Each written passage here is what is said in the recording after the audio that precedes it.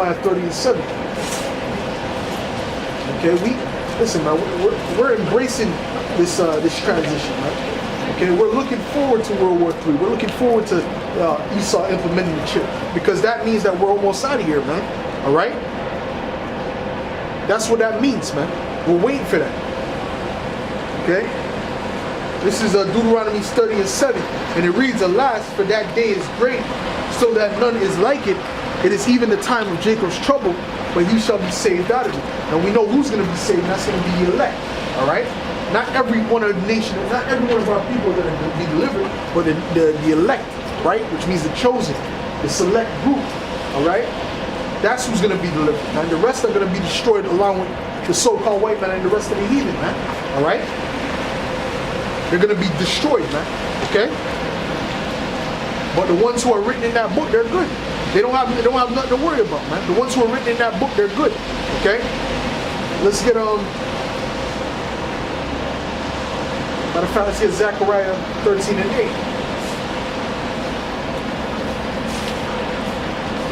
Because all Israel's not gonna make it, man. Because technically these other Israelites are not really Israelites right now. They're really heathens, man. They're living like heathens.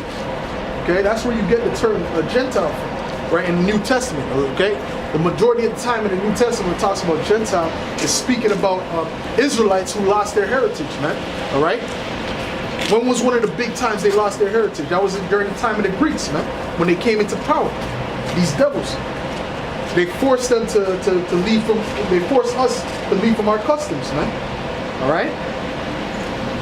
This is Zechariah 13 and 8, and it reads, "And it shall come to pass that in all the land, saith the Lord, 2 parts therein shall be cut off and die, but the third shall be left therein." All right, that's the 1/3.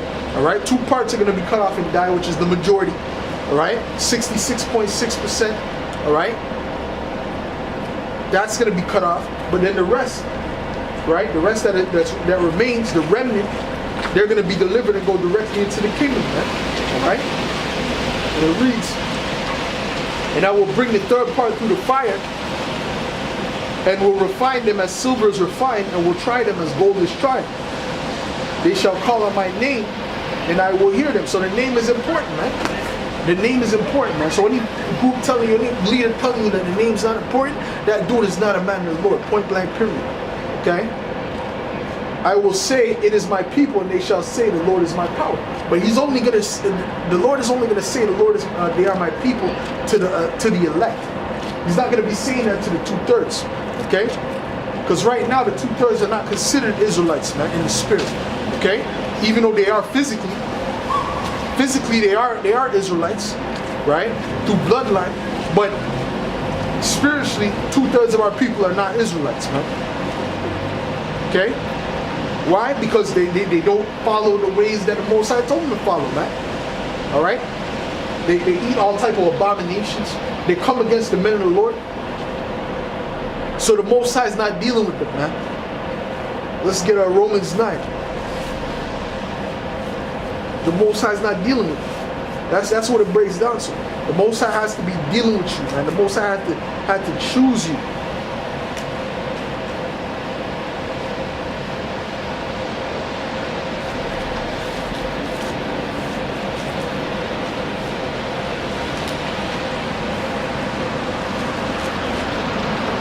Romans 9.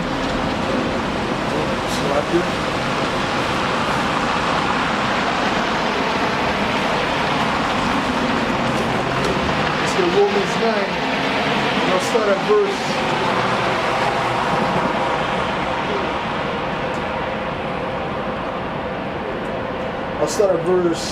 verse 3. All right, this is Paul speaking.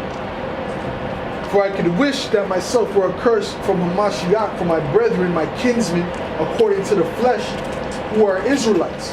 All right, so we wish that he could have been replaced for the Lord dying on the cross. Yahushua dying on the cross, so that he could do that for who? His brethren, his kinsmen, according to the flesh, other Israelites.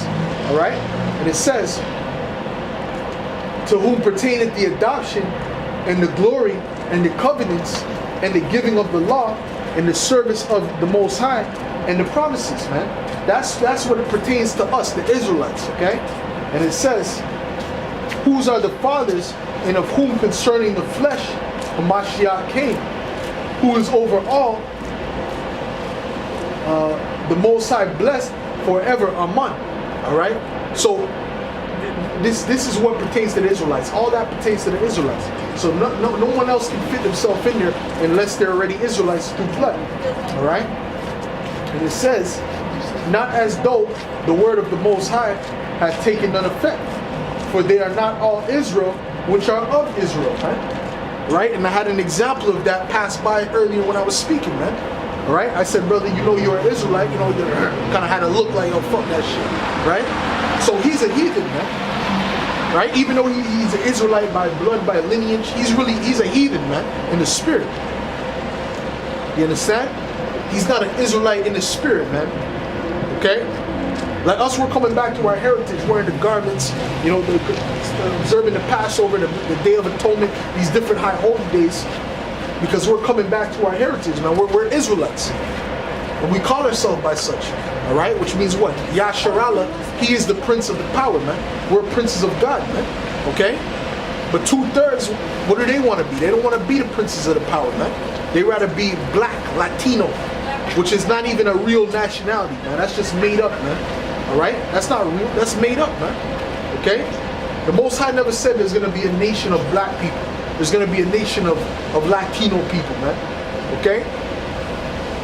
What we are, the children of Israel, from our respective tribes, man. Right? We got the tribe of Judah, we got the tribe of Benjamin, the tribe of Levi, the tribe of Simeon, all right? The tribe of Naphtali, the tribe of Zebulun, all right? The tribe of Issachar, the tribe of Gad, the tribe of Reuben. That's what we come. That's our true nationality, man. Esau, Edom took that away from us, man. And the Most High is giving it back to us so we know who we are, man. All right? Let's get it. This is, as a matter of fact, I want to go into the book of Maccabees, man. Because the book of Maccabees is going to show you an example of how Israelites became heathens, man. Right? How the Israelites became heathen. All right?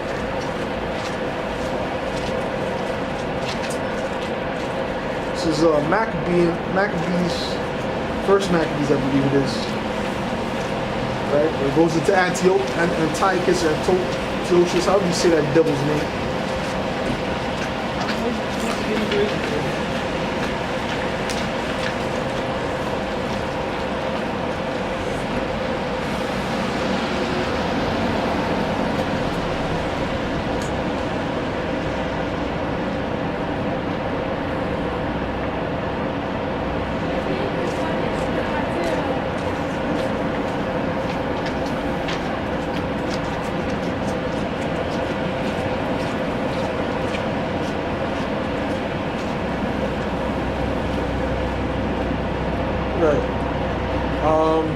Alright.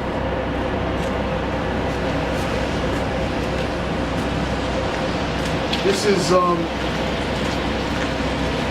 let's get First Maccabees 1:40. It reads, as had been her glory, so was her dishonor increased. No, matter of fact, 41. Moreover, King Antiochus wrote to his whole kingdom that all should be one people. All right, and that goes back to what? That goes back to Habakkuk, the 2nd chapter, man. When these devils like to gather unto themselves all people. All right, like to make people follow their ways. Right? We have Darius here, the Persian king. He didn't force people to follow his ways. Right?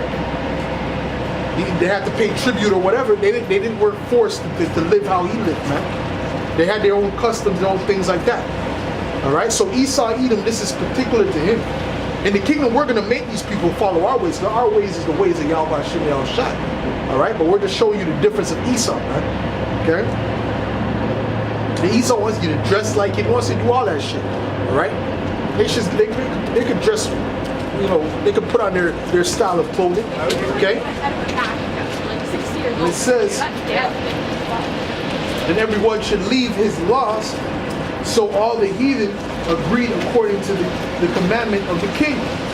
Yea, many also of the Israelites consented to his religion and sacrificed unto idols and profaned the Sabbath, man. So there you go, man. You got Israelites, our people, right? Who followed that way, man. All right? Who went and followed the ways of Antiochus, man. What he said?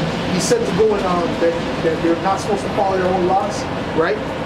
To profane the Sabbath, man. To offer pork, swine on the altar. They were doing that, man.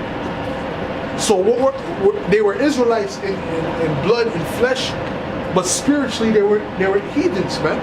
All right. Spiritually they were heathens. Okay. Let's see if there's any more I can just pull out. And it says, "For the king had sent letters by messengers unto Jerusalem and the cities of Judah, that they should follow the strange laws of the land and forbid burnt offerings and sacrifices and drink offerings in the temples, and that they should profane the Sabbaths and festival days, and pollute the sanctuary and holy people, set up altars and groves and chapels of idols, and sacrifice swine's flesh and unclean beasts." Man, you see what I'm saying? They were sacrificing swine's flesh on the altar, man, and other abominations, man.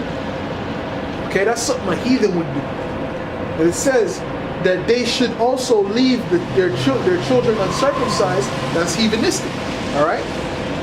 And make their souls abominable with all manner of uncleanness and profanation, to the end they might forget the law and change all the ordinances, man. All right, so you see what I'm saying? So after years and years and years, what happened? What were they acting like? They were acting like Greeks. Okay. So the other Israelites, they didn't accept them, man. They were looking at them like they were heathens, man, and traitors. Okay, because that's what their forefathers did, technically. All right, their forefathers were traitors, man. They wanted consented with the heathen and following their ways. So technically, they were traitors, man. All right, but what they don't understand, the elect was going to come